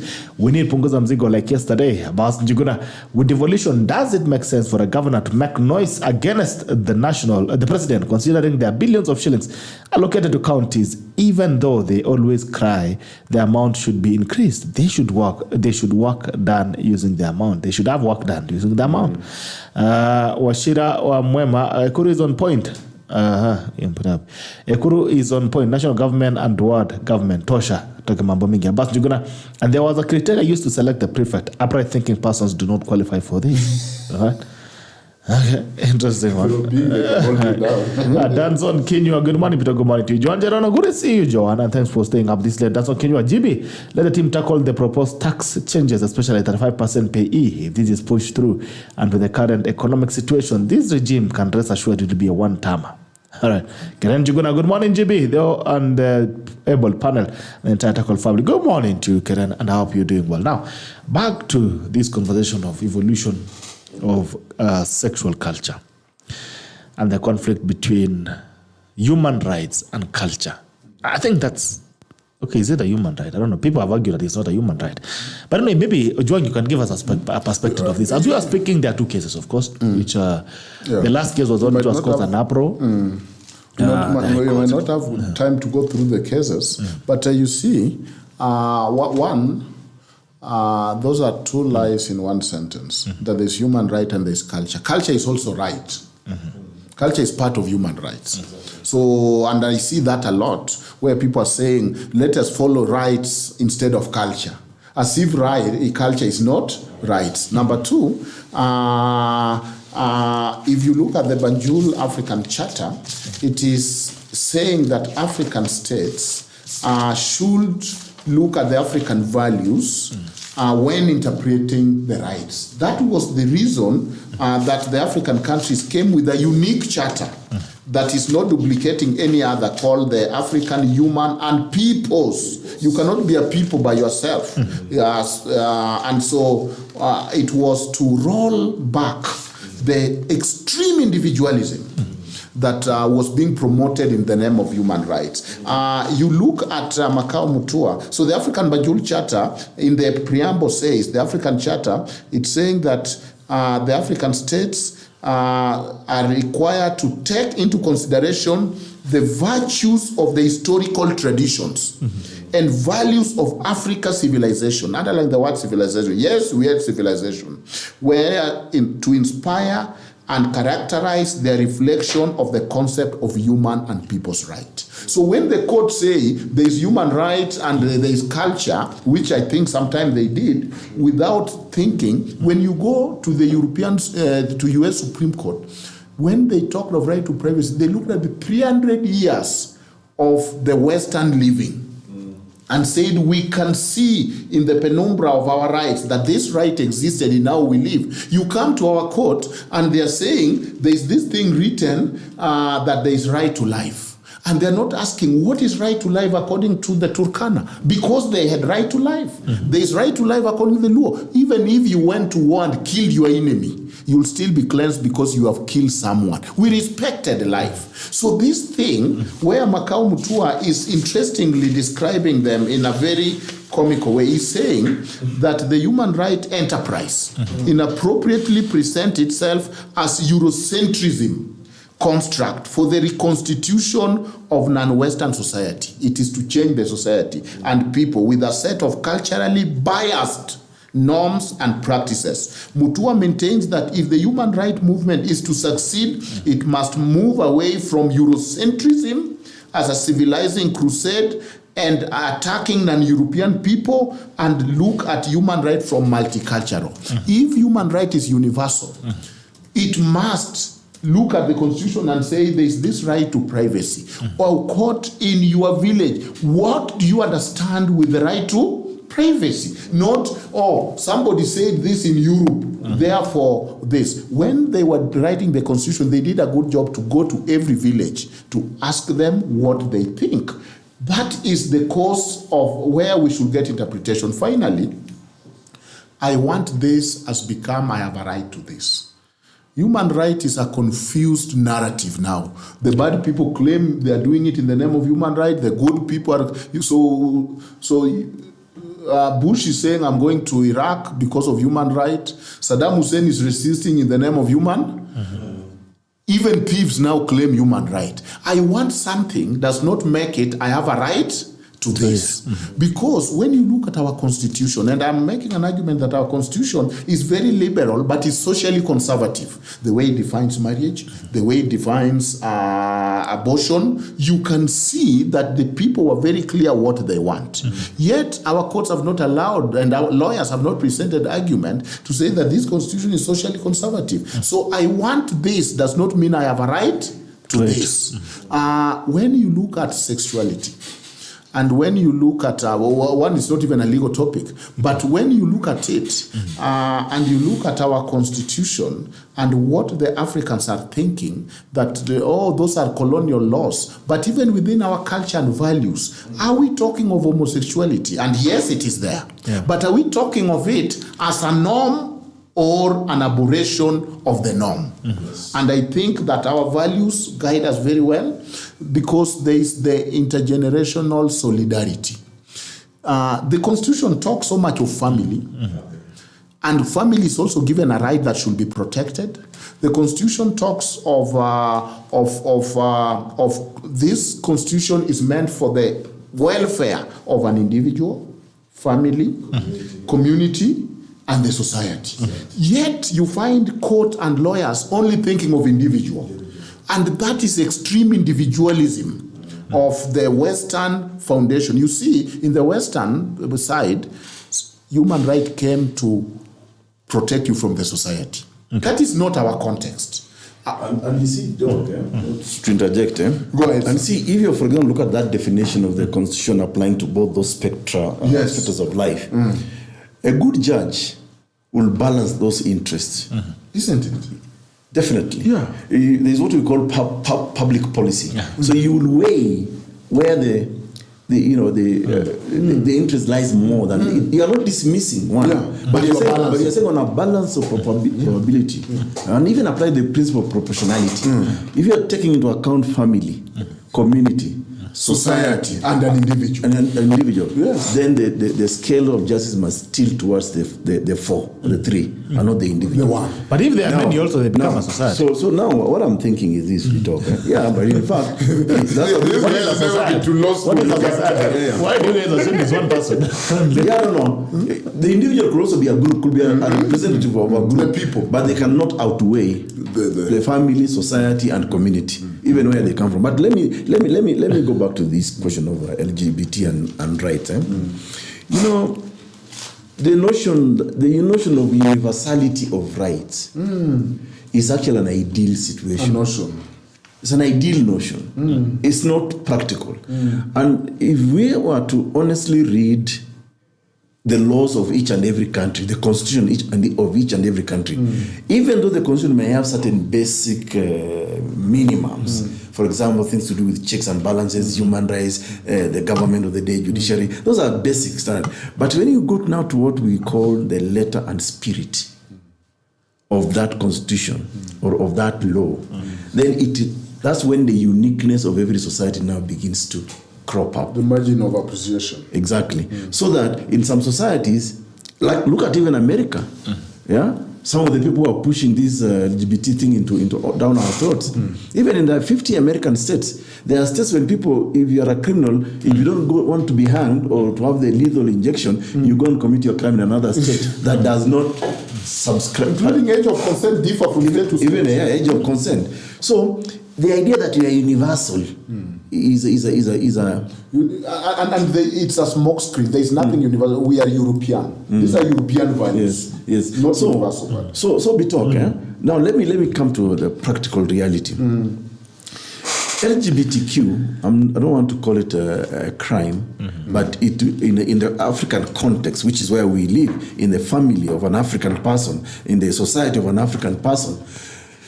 We are not excusing, we are not saying that other crimes committed by people or other abnormalities are not wrong. For example, we have among us thieves, we have rapists, we have robbers, we have murderers, we have incestuous people, but we punish them. Because why? They go against the norm. Today, if I catch you, say, sleeping with my wife, chances are very high I will punish you because society expects you to respect another person's wife or husband. Or husband. They say yes, or husband. You know, but now you cannot come here at Ojwang here cannot marry me at and call me his wife or husband. Plus, because we have agreed. Yes. So we talk. I know this might be discomforting to some people, but the same way we punish, for example, pedophiles. You see, I find the Western world, or Western world meaning North America and Europe, a bit pretentious when it comes to this question of the LGBT. And I'll use an example, for example, of pedophilia. Pedophiles in those societies are punished. They actually go to jail. And once they come out of jail, they are put in a public roster. When neighborhoods are warned. Neighborhoods are warned. Yes. Here lives a pedophile. And they put their names. So why are they so pained when African society says, this LGBTQ just maybe like a theft or whatever other offenses committed, but we don't agree with it. And when we say we want to punish it, and I think for me the best example was the one given by Museveni when he said that I will release you out of prison once one of you becomes pregnant. I'll close you up in a room. And I've also never understood. I wish we could have brought an LGBT person into the show to tell us exactly some of the things that I find a bit abnormal in this debate, which is that why is it that they always ape or copy the relationship or the heterosexual relationship? That when two of them marry, one becomes husband, the other becomes a wife. Two men, one is a husband, the other is a wife. Two women, one is a husband. Why do they copy this heterosexuality? Why can't they just say, you know what, we will live in our own culture? And for me, I've always said this. I know bad things happen in society. They exist. They are there. You see, the problem with the LGBT community, in my view, is to try and assert themselves in a sea of a certain cultural belief and value system. If they want safety, because the truth for the matter is, if they come out openly here, they'll be beaten. I mean, the Kenyans will lynch them. Why not just do your thing quietly like the way thieves do? Thieves don't announce. Thieves don't announce and say, I'm coming to steal. I'm coming to do this. But also because this thing is not generally accepted. You see, there are exceptions. Like we say in law, for every general rule, there is always an exception. But you know what the waters you are entering into. Even for us now as Africans, I remember sometimes back, Doc, I don't know if you remember this debate in Europe. The Europeans were up in arms against polygamy. Especially from Muslim families that had immigrated. And I remember France was up in arms because France was saying categorically, under the French society and its value system, in our society, you want to fit into our society? If you want to fit into our society, this is how we behave. This is how we define marriage. Not one man marrying four. No FGM. Not FGM. No bui. No even banned. Yes. The issue of hijab. They have banned. So they are reflecting on their society and saying, in our society, this is what we define as decency. The same argument can be held in the African context that what is our society? Our own constitution, the law of the land has defined what is family. It is that union between a male and a female. And it goes further to say how we protect this. So, whereas it's a very difficult debate, but let's not try to normalize that which is not normal in our society just because somebody else is pushing. In fact, if I were to give an example, Bitok, you remember when Nani died, Chiloba, that guy called Chiloba, when he was Chiloba, and we all looked, Chiloba was not killed because he was LGBTQ. Chiloba was killed because of a love triangle among themselves. He was also killed because I think there was a question around money because of sponsorship from this Western world. Oli Rushana, it's just a deal that went bad. He was so. But what shocked me and what disappointed me, and I remember even tweeting that issue, is why America came out too strongly. That the circumstances under which Chiloba died must be investigated. I come from Turkana. I come from Turkana. We die every day from bullets, from banditry. The US has never said we want to investigate the circumstances under which people in Kapedo, Napeitom, Marsabit, northern part of Kenya are being killed. Let me ask you, because you guys are lawyers. I'm the only charlatan here. Now, this conversation is not new, and if you can remember, there was a tension between former President Obama, and Uhuru Kenyatta, and to quote both parties, and Obama was trying to make a case for this community. They're paying taxes, they're not harming anyone. Yes, and they're saying, what is the harm? They pay taxes, they are around here, they're not harming you, they're not raping you, they're not doing anything. And to quote Obama, he said, when you start treating people differently, not because of any harm they are doing to anybody, but because they are different, that is the path whereby freedoms begin to erode and bad things happen. Obama said, evoking his own experience with discrimination as an African American in the United States. So he's likening this to him being black, and the fact that what was this color harming America? Obama is seriously misguided. And especially, I'm throwing that to you as a human rights lawyer. That is painful because you are talking of somebody who was picked from Africa, carried like a commodity to the American, worked for 300 years, that's what slaves did, without compensation, became a property, somebody's property, were denied education, were legally discriminated, and then somebody will come with their sexuality and say, we suffer the same fate. It is so unfair. Not true. When did your ancestors work for somebody for free?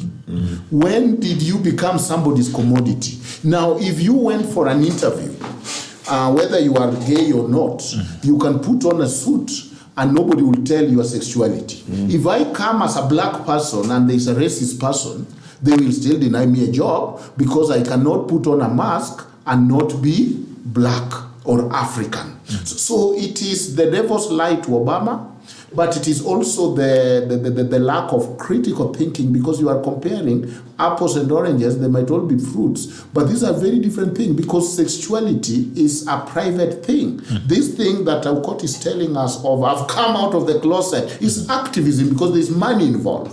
Stay in the closet, close the door in the closet. Don't come out. If you read human rights and you read our constitution, you better close that closet. What if they need some fresh air? You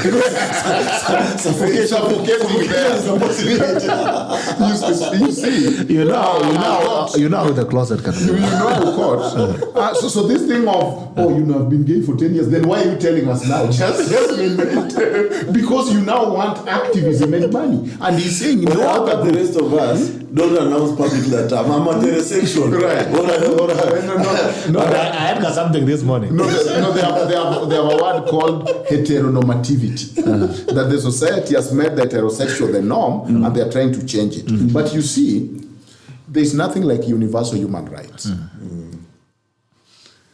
Today, the right to vote does not belong to everybody in Kenya, only to Kenyans. It is a right. The right to information only belongs to citizens.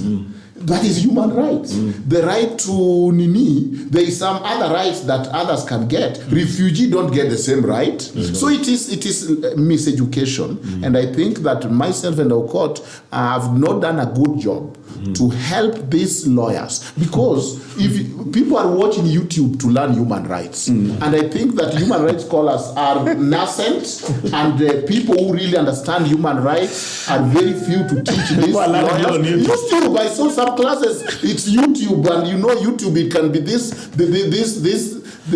movements that have put their content on YouTube, and that now somebody is talking of human rights because he saw it on YouTube. Universal, indivisible, interrelated, interconnected. What kind of nonsense is that? Because you and I know, Aukot, that today those rights in the Constitution only belong to citizens, most of them. So what is universal about it? Refugee don't have the same right. Even when Paul is saying, for now, therefore, there is no Jew nor Greek, he was talking to only Christians.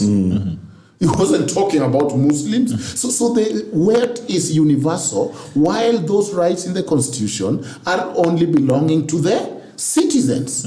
Now, if you look at the universality of human rights, why are those people not entertaining polygamy? Why is France even coming and saying, from today, we have banned hijab? What has hijab done? We want everyone to expose their thighs. That's our culture. We don't want people covering their face.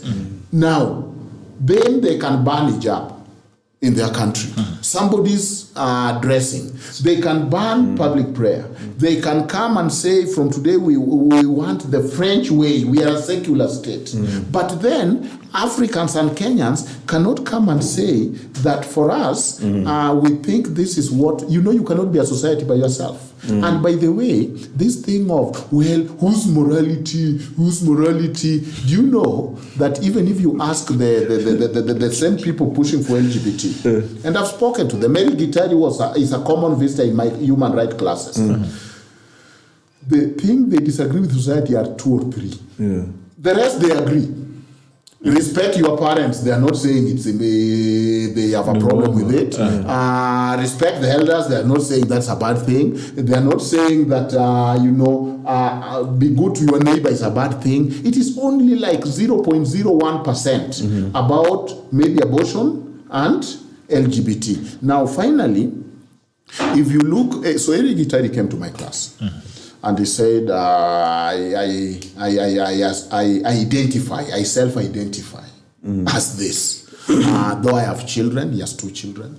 I don't involve in sexual relationship with men. I only get emotional satisfaction. I don't know how that works. And Eric Gitari is the champion. Remember, the case was Eric Gitari versus Attorney General. This is him presenting. And he said, so yes, it is. So when I'm stressed, I call another man and I tell him, how has your day been? And they tell me it's okay, it's going to be okay. But for you just see that this is a business. This is an enterprise. So who did he have the 2 children with? Woman, and so somebody asked him, how do you deal with your children? He's saying, being honest with them and telling them, I have feelings for other men, but I'm going to have children and have sexual nini with a female, but emotionally I'm going to attach to a male. I don't know how that works. But then one of my students asked him that, Eric Gitari, you are saying that morality should not have anything to do with sexuality. He said, no. So then why is it illegal to marry your sister? And he said, yes, it is illegal, but because when you search children, they will be deformed because of the genes. And that is true, it is science. Then the student asked him, so then why don't you sleep with your own father? You are a male, your dad is a male. There is no child who is going to come, who is deformed. You have no It is not morality. That even you, when you think you are running from morality, you also have a line somewhere where you're saying this is now too far. I can only sleep with an unrelative male, but when it comes to relative male, they are my relatives. In other words, what we call in this church prone to wander, Lord, I feel it. It is an activism. We are fighting other people's war, and that's what Uhuru told them. That is not an issue here. But the money pot, the interest. One of the best responses from President Uhuru. And actually quoting Uhuru, let me just look it up. I think I had something here on the same. Quoting Uhuru said there are some things we must admit we don't share, that our culture, our societies don't accept. In other words, it's very difficult for us to be able to impose on people that which they themselves do not accept. But now, Ekuru, there's a reality and there's a backdrop to this conversation. The continuous progress, and that's all into the legal framework of this. And the other day, of course, we had a case which was won on associations and forming of clubs and associations, societies, and whatever it is, which came out. And then there's also this case that been made reference to by Dr. Tari about the one about dignity and the outlawing or trying to find unconstitutional the act that is talking of sex against nature is in court of appeal. Bestiality, sodomy. Yes, including Nini. So there is in court of appeal right now where somebody is saying it's against their human dignity and privacy. And what you see lawyers bringing are jurisprudence from other places. Because who say that the thief does not need privacy? The thief also is against his privacy. Kumulika na torch sasa ile amekuja and it is dark na naiba. You know, the idea of how do they harm others. That's why he's actually stealing at night. He could have come in broad daylight. He has checked, you are asleep, check. The lights are off, check. He's even very respectful coming through the back window. And we also respect their privacy. So the idea of self-harm that Obama was tackling, that they're not harming anyone, is very individualistic, selfish, atomic way. They are harming the society because the society have an interest. There is no society without children. You saw the sister of Chiloba came on national TV. You saw the pain. And talking about Chiloba, she's harmed. You saw the pain. Yes. The mental, the torment, to that family. Because for them, according to their culture, they knew they are bringing out a man who will then continue society the way their parents also did. And that betrayal, you could see the pain in this family. And say, no, this is not our... There's even denial. Say, no, it cannot be. Because what informs her to publicly deny that Chiloba was on the other side? Because it's an issue. On the other side. In her mind. Because in her mind, in her beliefs, in her cultural upbringing, that cannot be. Is she not harmed? It's an alien. This is an alien concept. You cannot do that. You know? So it doesn't just harm Chiloba. Yeah. The family is harmed. And society is. They don't even want to be associated, you know. And you know, people used to say, like even among, let's just draw some parallels here. Even among the coastal society, especially say among the Swahili, the Arabs, it is said in hush-hush that this practice is there. But they've never come out in the open and say, sisi ni mashoga, sisi tunafanya ushoga masijui. You know, they will not. They're decent enough to stay in the closet. Yeah, they're decent enough to stay in the closet. So they would say, I mean, however suffocating it is. Yeah. Given that also If you have to do the wrong thing, do the right thing. And even then, it can only be a rumor that those people and practice they have this a thing. family on the side. And they have a family on the side. So we don't know. So we'll give them the benefit of doubt. But you see, they are respectful enough, assuming they do it. And I'm not saying they are doing it, assuming they do it. But at least they don't come to harm the entire. But then you come out of the closet. You're already acting my cultural beliefs because that's an identity for me. You know, like going back to the question of the Constitution. When you read the Constitution or the laws of any country in the world, you actually read identity of that people. The cultural philosophy of that people, who they are. And you read the Constitution of America, of Germany. It is about one of the things that you must speak is the identity of those people and what their value system is. You know, for example, one of the value system in our Kenyan Constitution is Article 10, National Values and Principles of Governance. These are not universal to all constitutions in the world. Aukot, you know, I had a friend who we were working with, and then for the sake of papers, he married a lady, a citizen in the U.S. So I was telling him, how will you get out of this mess? Because he was putting himself in a trap. Do you like this lady? No, but I need papers. But he also paid. They said he bought. But now he became a citizen. He told me then I will go to the military. Then I will come to her one day and say, I've become gay. From today I've become gay. Then I will leave her and then marry my another woman. So, I mean, and he will even self-identify. After that, I followed through. He will even now from Nini, and that became his alibi. I'm using you in the middle of the family when I want to dump you, and people have left their family. From today, babe, I don't feel like ladies anymore. I'm going to be married. Imagine your father telling you from today I'm going to be Mrs. So and so. I mean, so how can that be? You know, human beings are. If you look at the natural law and you look at the human being, that even if you are not a Christian, you look at nature and you apply reasoning, you will come to the same conclusion that this is not right and this is right. But what Aukot is saying even beyond that is this.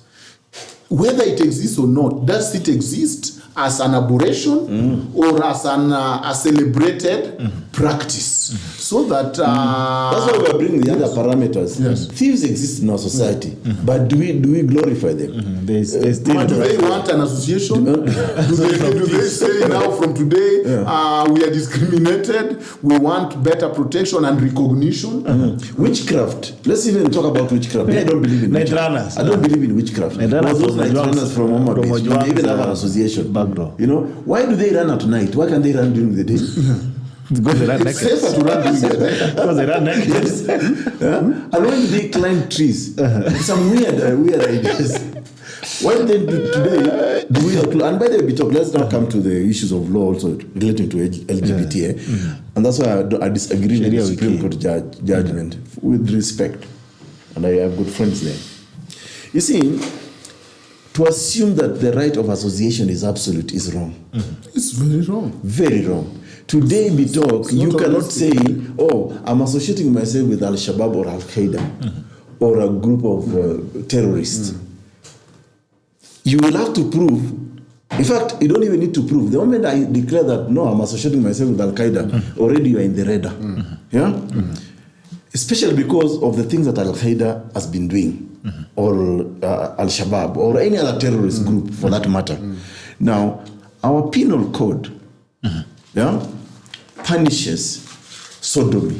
Yes, it's illegal. It's illegal. Yeah?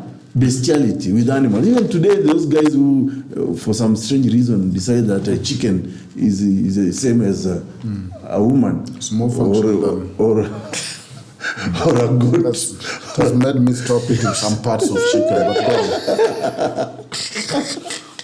But very serious. Again, this is why for me, when I go back to really the philosophy of law, and when you want to use law as a tool of healing in society, you have to balance. And that's what law is meant to be. That's what law is meant to be. Useless. So you cannot say on the one hand, sodomy is outlawed, and you'll go to jail because of sodomizing another man. But then you're okay to form an association of sodomists or those people. But nowadays, no, wait a minute.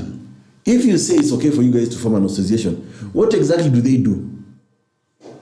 That they said it's the ethical association to protect their rights, not to do sodomy. They said they didn't need to do sodomy. No, but you see, if we know this is what you do, it's not that if you are gay, you like every man. You just like this particular man. But then also, if you like that particular man, if you like that particular man, there are acts that happen within that liking. Yes, which is illegal. Yeah, and those acts are actually illegal. No.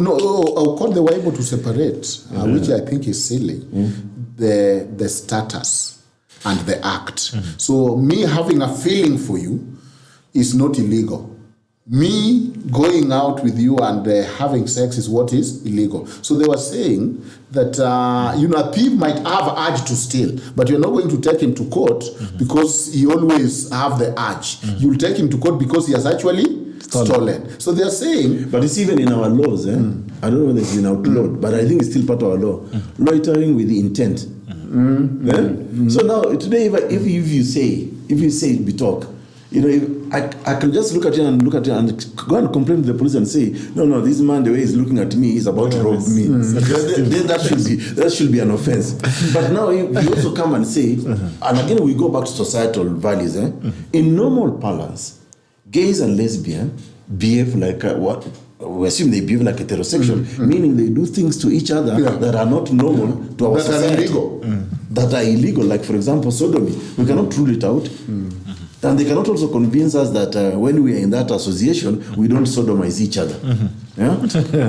We also read stories of what they do. For me, I'm very uncomfortable even discussing this as a parent. But these are things. Our law outlaws certain acts. You are telling us, let's form an association, even though around that which you will do. And in any case, you don't do it publicly. You do it behind the curtains, which means we don't know the extent to which you can. But we also now know, Bitok, we're not stupid.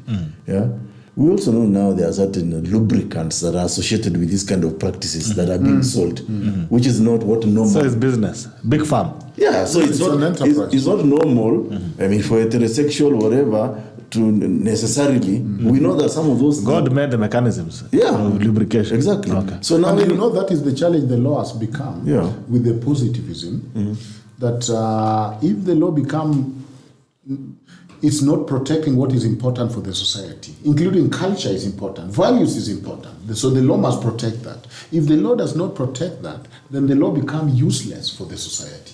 The law, whenever the society wanted to think, they will use law as a tool, just like philosophy and theology. But if law has become extremely positivism, that you take an issue of the society, you break it down to for example, there's a difference between the act and the urge and the identity to a useless way. That's what a positivist will do. And then you apply legal application, and then you come to the society to tell the society, this is what I've given you. Then the law is losing its persuasion. And what happened, that is why now Kaluma Bill is coming. That is why the society is resisting. And you see, those laws that we borrow, those standards and interpretations that we borrow, and we don't respect our values. Because if it existed even traditionally, was it existing as an adored practice or as an aberration, as you are saying? And if that is the case, how comes that today somebody simply, you know that is what I was telling you, the human rights lawyers who have learned human rights through YouTube. The globalization of law. It's not international law, because international law is made by states and state consent. States have not consented to this as a human rights. They have not. Even recently, the African states ganged up and they rejected the creating of the position of, LGBTQ as a special mechanism in the UN. Recently, the African ministers, foreign affairs minister, forced the African Commission for Human Rights to deregister the LGBTQ Nigerian organization that they had given observer status within the African Commission. Because they said, when you look at our charter, there is no function for this organization. When you look at our rights, what is so unique that you need this special organization to protect? So the human rights were lobbied. Of course, most of the organizations and associations, and that is our challenge, that are funding us and are talking of human rights are funded from abroad. And that becomes the condition. And it's a business for them, because it's an enterprise. This is a business enterprise, which is now eroding our value system as a society. And I think if I'm bringing up my children, let's just go down to the level of being a parent in my house. I will not allow certain use of certain language in my house, because this is not good for you. This is not who we are. I will not allow my children to talk badly to adults. I remember back in the days when we were growing up in the village, if I commit something, I do something wrong, it didn't have to be my father, my mother, or my auntie that whips me. I'll be whipped by a stranger who is correcting me to live in a certain acceptable way of living as a society, as a family, as a community, and as a nation. And when I go home and tell my mother, there is this mzee from this neighbor who beat me up, so my mom will ask, ulifanya nini? When my mom know, okay, ulifanya hivyo kweli ati I get a second beating, because you are being told this is not who we are. This is not our society. Why aren't Kenyans today eating dogs openly? And the Chinese are here. Yeah? Even the Chinese, even though they eat certain things, snakes and whatever, they have not normalized it in Kenya. Actually arrested because they know that's not even the culture. That's not an acceptable cultural practice in the society in which you have decided to move in. I see now, we now know that, Doc, they sell these fake plastic genitalia. Should we normalize that in our society? I don't think so. Because there's a case, students in school, pupils have actually contracted STIs because of sharing. Third-degree burns when Kenya Power electricity mess up. The ones who are utilizing your power. Third-degree burns. So you go look for generators. But then again, gentlemen, let's bring it home. But that's exactly what I'm saying. At the end of the day, it's fundamental question. Bitok is this: what kind of society do we want to be identified as? What kind of value system can we want to be identified with? And whereas this group exists just like all other bad else exist in our society, but it does not call for us to normalize them, because then it will go against the very identity we are as Kenyans. Because the as purpose Africans. of law is for the common good. Exactly. Is for the overall happiness of the society. And that's what the word society, you cannot be a society by yourself. And so, think of even the Ubuntu principle, which is our constitution is very egalitarian in terms of, a person is a person through other people's eyes, reputation. So what we have is an operation, but also what we have is so much activism on either side, and that's why President Uhuru was saying, this is not an issue here. We are dealing with famine, banditry. We have so many bad things that please let us invent our own bad things. FGM and whatever. Don't add on us into the cup of bad things your own problems. You are not discussing polygamy there. We are also not going to preoccupy ourselves and concern our effort with that. But again, you also saw what is happening in Shakahola. Maybe as we conclude, because it is very hard for the law. The churches need to be regulated. I don't know how, because law can only regulate the conduct, not the belief or faith. So if I give you bleach to drink because it is holy water, that is illegal because it's not food. And so I should be arrested whether I'm a pastor, bishop, or whatever. But you also see some outrageous charges or threat of charges that we are going to charge them with terrorism or genocide. Genocide is a very special crime that even al-Bashir was not charged by genocide because you have to have an intent of wiping a group. So I don't know which group is this. A section. Then you see investigation where Ezekiel is arrested. You don't see much headwind of what is going. The general cartoon where the goat is shown running from the forest, and when he's asked, Mr. Goat, why are you running so hard? He's saying, have you not heard they are arresting the elephants? He's told, surely.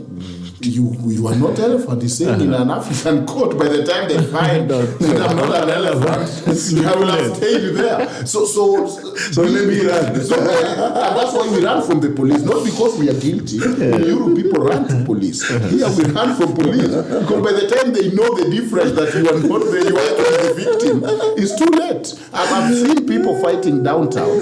When the police come, both of them running. The one was being beaten and the one was doing the beating because they will not care. What's the difference?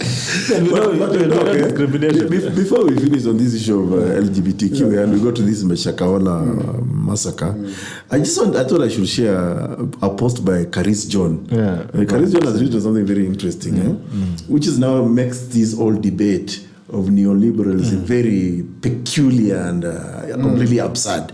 So John is saying actually this progressive agenda is generally called neoliberalism. Nowadays there are groups who identify as babies. An old man starts to behave like a baby, wears a diaper, cries like a baby, and sleeps inside a baby cot. Now, honestly, just because of neoliberalism, mzee wa mandevu ni mtoto sasa anaanza kuvaa diaper. Sasa ni ujinga na gani? Even someone was saying they are dog. Someone says I'm a dog. Actually, I identify more like a dog. I saw a white man who is identifying himself as a black lesbian lady. So the thing that we knew male or female, these days I have a book where it's listing about 36 sexuality. So I think Bitok to take this story home. I think we are entertaining too much of this conversation. Even the fact that we are debating it for almost 2 hours, instead of development, instead of discussing development and the other things. I think we have not been 2 hours. It's only been 20 minutes. We are enriching. This. But now let me bring it closer home because now the reason why we have to talk about it is because as it is right now, it's one of the realities you cannot avoid. Chances of families now are there. But is it reality just because some few people are saying it? Whose reality? Is it evidenced? The chances of a child in a family coming home and saying, this is how I'm feeling, I'm identifying more with either female or male, depending on the gender, is a possibility that we are living. That's true. Is that we're living it right now. It happens. Your child can come home one day, your daughter, and say, no, me, daddy, mimi venye nasikia mimi na Njeri ndio tunavibingi sana. This is how I feel. Or a man comes in and saying, hey, I saw Ojwang and I liked Ojwang and I'm vibing with Ojwang. See, that is don't there. paint the picture. And now also look at the legal Ojwang just for reference.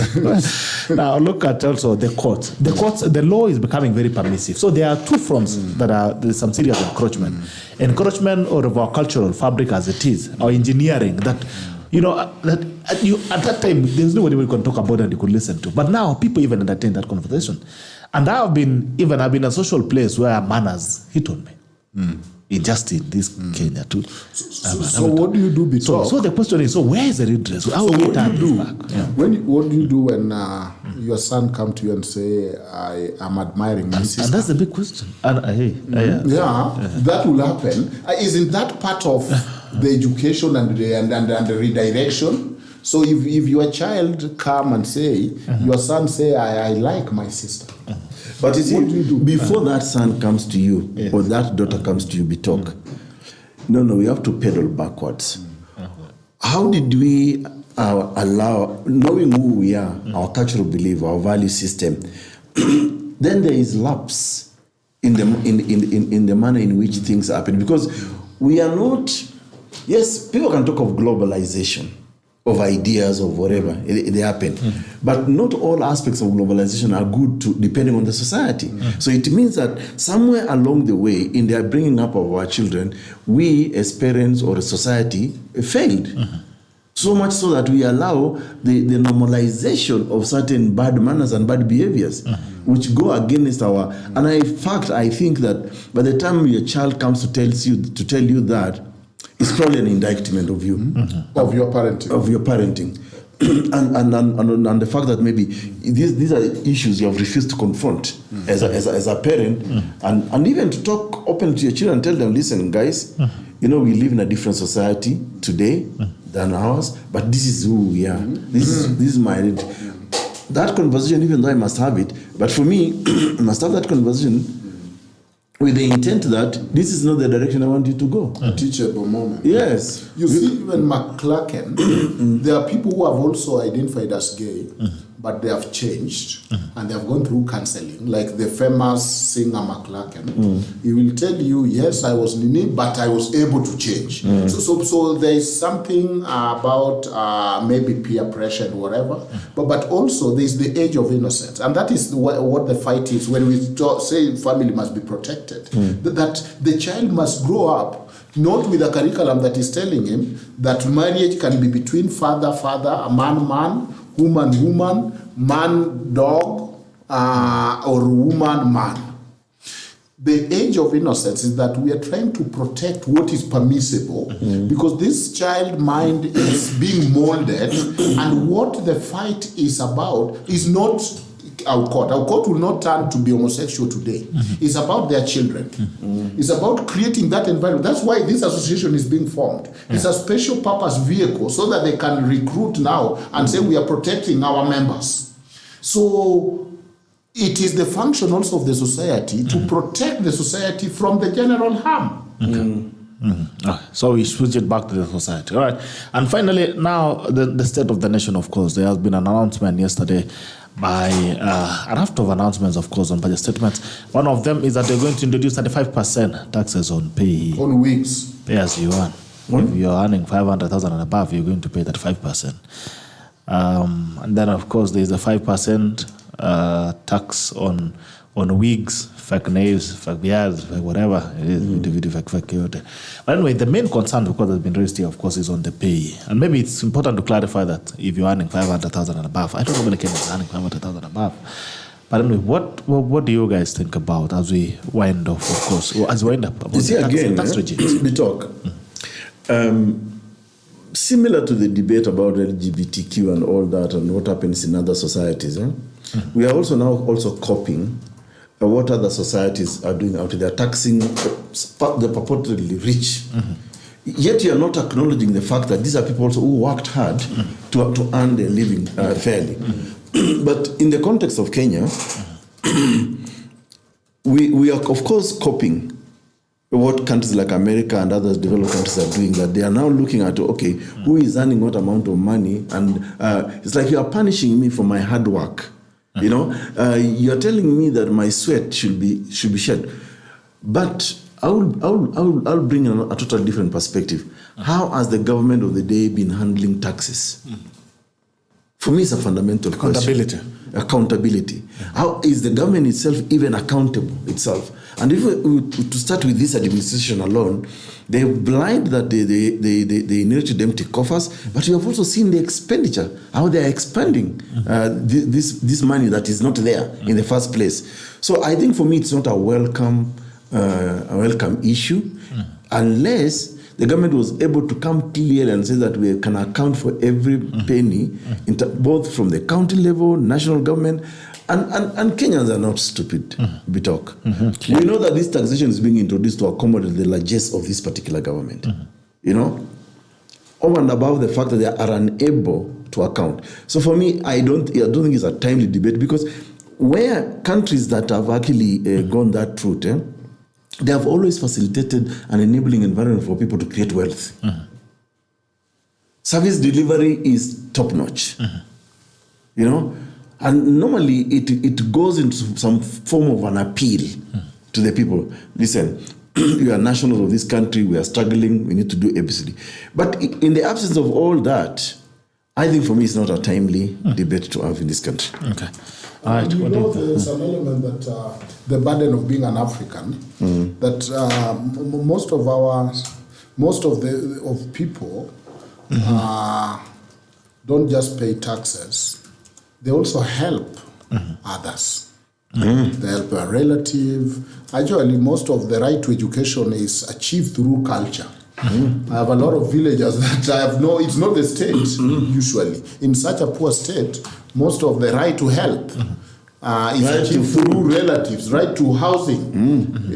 We have a lot of relatives we are giving shelter. And so the right to shelter is in the constitution, but there is very little that the state can afford, because we are a poor state, apart from the housing that is coming up. So they are housed by a relative, they are taken to school by a relative, they are given medicine by a relative. So by the time you are meeting this worker here, also understand that you're they have a lot of social burden, and that's the burden of Africa. And that to me is also a very good reason to understand why our culture cannot be sharply separated from rights. That this right people are yapping about, go to university and ask them how many here their fee are being paid by relatives.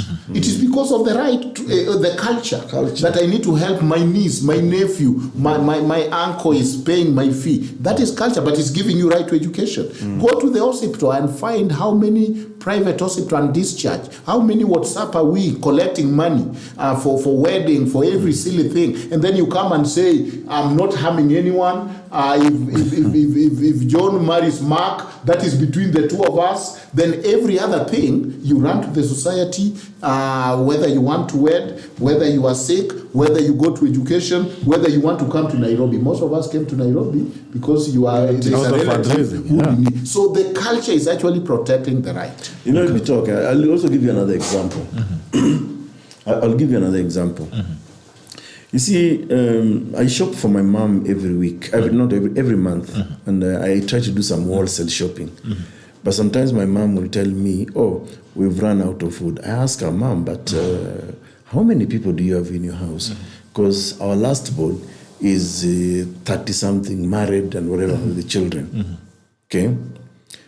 So my mom will tell me, you know, my son, I know you think it's only me here and maybe one or two people, but what do I do when relatives and neighbors come on? So sometimes I go to my mom's house and I see it's almost like a whole village. What is informing her to do what she's doing? Because she has grown up within this society where sharing is part of the culture. You know, and in that sharing and in that cultural, approach, she's actually helping protect certain rights. For example, it's the right to food, right to health, right to education, which the state spells out, but they don't help. My mom asks me, you know, there's this kid, relatives, sometimes I don't even know who they are. You know, they've been chased from school because of lack of school fees. That burden will come to me. So even if I'm earning that 500,000, it is completely oblivious. I mean, it's completely,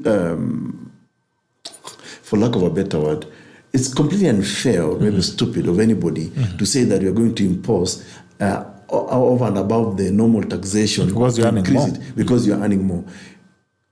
The people who are talking about that, the political leadership of this country, are not strangers to this country. They know even they themselves are doing it. So you're already depriving, already affecting. In fact, maybe another example I can use is during COVID pandemic, after that, a lot of people who are supporting large families and communities actually couldn't do it. And that negatively impacted on those people, that community. So I think there has to be some degree of rationale here that, you know, this cannot work, not in the context of African society, because we are not individualistic like the West. We are not capitalist. We have a mix of both capitalism and socialism. But you know, if the political leadership thinks that way, then they are not being honest. Even from where they in themselves have come from. All right. 47 minutes past 9 a.m. Thank you so much, gentlemen, for coming in. Although it's a pleasure. Kama wewe ni mkulima, I just want to remind you that if you're a farmer, you can get your animal feeds from Fugo Feeds or Unga Farm Care East Africa Limited.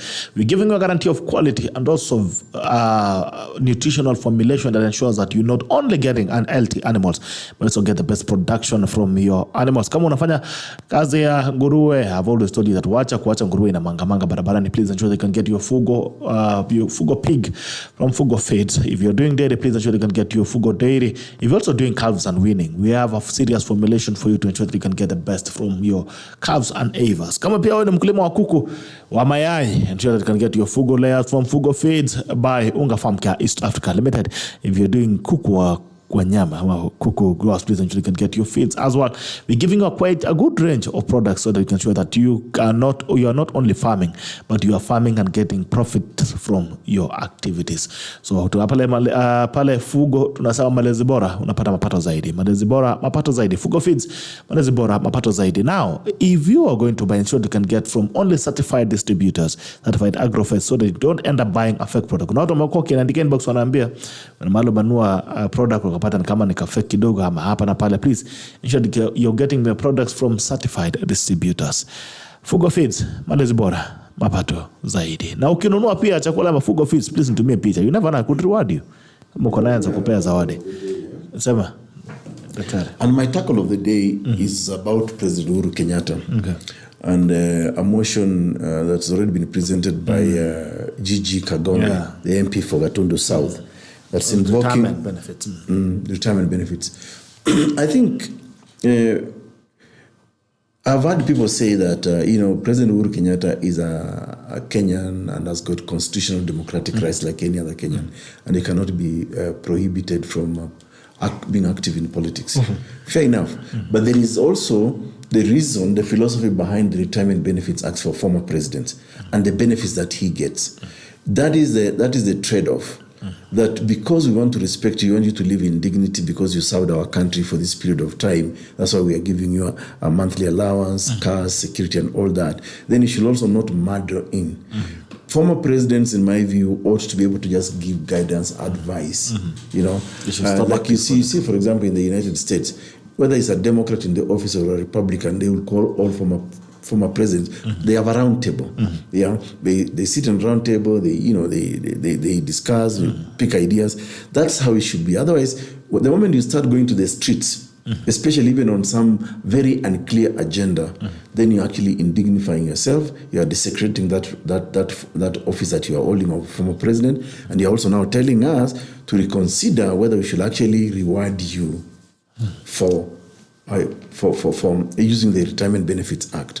Okay. So, in my view, I think President Uhuru should. It was actually Uhuru, Raila, and Kalonzo. Exactly, all the three of them. I think all of them really, in my view, now should have the moral compass and say, you know what, we are enjoying the benefits of retirement of this act and law.